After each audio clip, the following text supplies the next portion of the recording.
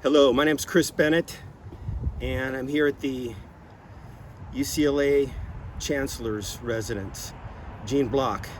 I just met with him and had a really nice long talk, met his wife, and he was really nice.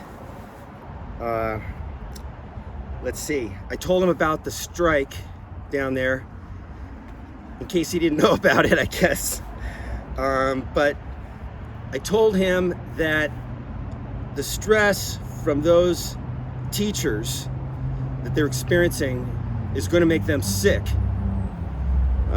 over time, and it's not right and it's not necessary.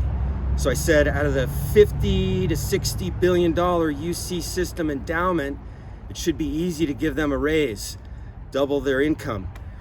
And I explained to him in detail. My father wrote this book back, it was published in 1984, and it says, in 12 weeks you can control your high blood pressure without drugs. It's all about how stress is leading to illnesses. It actually could say, in 12 weeks you can control 95% of illnesses without drugs, with simple healthy living. Dr. Dean Ornish has already written about that in his new book, Undo It. And he's going to agree with everything that I'm saying here, that those teachers getting paid slave wages, it will lead to illness over time. And it might be simple things like insomnia, anxiety, depression, stomach aches, ulcers. When you're in your 20s, those are the kinds of things you get. For me, it was difficulty concentrating with memory. I mentioned yesterday when I was at a rally that I said my father graduated or went through UCLA and got honors, whereas I got kicked out for getting D's and F's in 1989. And nobody came to me and said, Chris, what's going on with you? How are you doing? Some kind of counseling or advice or guidance. So yesterday I spoke to somebody at the school, and he said it was one of the junior deans, or one of the vice deans, yeah. And he said that things have changed. I'm sure they have some kind of counseling. Maybe it's mandatory, maybe it's not, when somebody's getting D's and F's. But it's really simple. My dad wrote about it back in 1984. There's symptoms of stress, which includes difficulty concentrating and difficulty with memory. Now, after I got kicked out of UCLA, I spent the next 11 years just looking for something to do. Domino's Pizza in Hermosa Beach, etc., etc. Not really knowing what I was going to do, because I didn't complete my education. I didn't really have a final plan.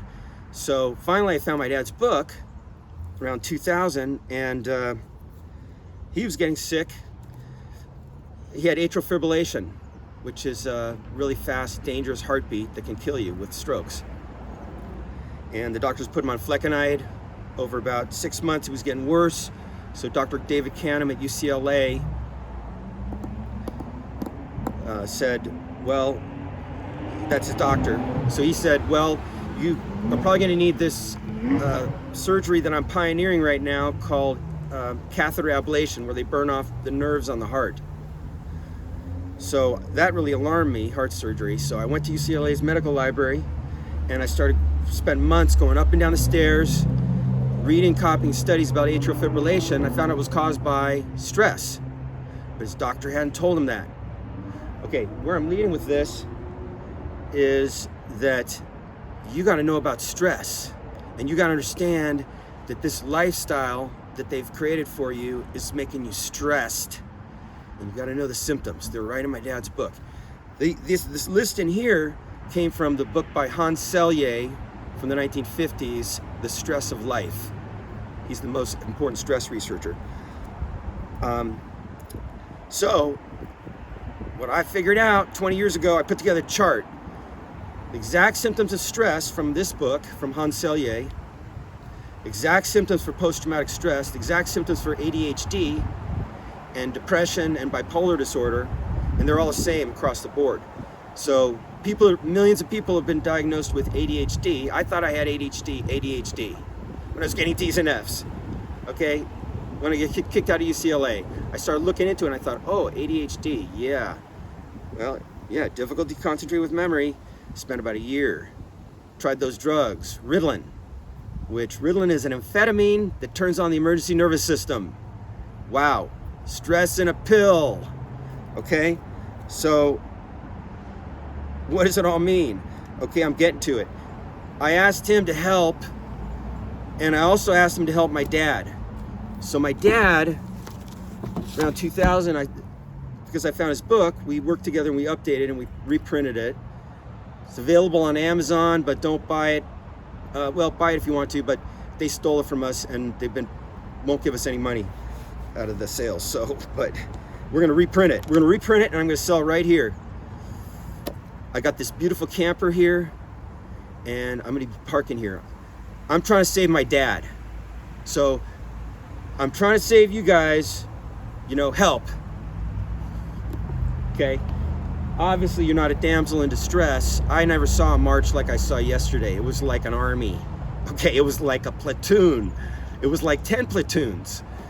So my dad got poisoned by bad doctors and poorly trained. So back in the 1980s, my dad, Dr. Dean Ornish, who's one of the most famous healthy living doctors, and a bunch of other people, Tony Robbins and Norman Cousins, back in the 1980s. They all together tried to convince the head of the medical school, Dr. Kenneth Shine, to learn all about stress and health and how stress affects health and is making us all sick. And the alternative to the drugs, and that a lot of the drugs don't work. Some of them help a little bit, but then some of them don't work very well. They make people sicker. So Dr. Kenneth Shine, and you can watch my other video to get the whole story, he just blew it all off. Norman Cousins, here's 2 of his books. He endorsed my dad's books. Okay, it's all about stress, and positive emotions is healing. So what am I getting to? I asked him to help my dad, save my dad. So 2.5 years ago, UC Riverside trained doctor, UC Irvine trained psychiatrist, UC San Francisco developed drug called memantine. And it poisoned him and made him crippled. And he's been in bed for over 2 years, suffering. So I've got days to save him. I asked Gene Block to help me. I got less than days to save him. Okay, he's in terrible shape in bed. I will be posting some videos. Okay, he needs, after all that, then Loma Linda University doctors under Medicare guidelines refused to give him physical therapy, which could make him walk again. I've got a video of him at the nursing home learning to walk again with help. And then when my mother didn't show up for a couple days, they gave him the drugs, so he'd just lie in bed and keep quiet. They wrote in the Medicare record, it's hopeless, they cut his physical therapy, and he's suffering, okay? And it's been a horrible nightmare. So I just visited him, and I was getting a little frustrated because he was trying to say, go east, my friend, go east, my friend. Instead of saying, how can I help? Wow, and that wind is really a problem, okay? Okay, I need a better setup up here. It's a non-professional setup, okay? I'm using paper clips and rubber bands to make it all work, all right? But I got a crowdfunding campaign, and I'm connecting with some super celebrities. They're gonna come down here. I told him very politely, okay, I was a little tense. If my dad dies in the next few days, and you and the other people that I gave the letter to refuse to help us, then I'm gonna be free full-time to come down here and help those students and make sure my dad is the last death from bad drugs and refusal to treat. It's called refusal to treat. So 2 years ago, Dr. David Merrill at UCLA, I talked to him, he has a $40 million grant. And I said, please help my dad. He's stuck in bed, he has dementia. but he was way better off, okay? Dr. Greg Cole introduced me to him. Dr. Greg Cole is a really wonderful doctor. He wanted to help me. Like that, he wanted to help me. He was the interim director of the Mary Kay Easton Alzheimer Clinic. So he told me about Dr. Dale Bredesen. Dr. Dale Bredesen wrote the book, The End of Alzheimer's, and the book, The End of Alzheimer's Program, and the book, The End of Alzheimer's Casebook. I got some visitors, so I'll talk to you later. Thank you.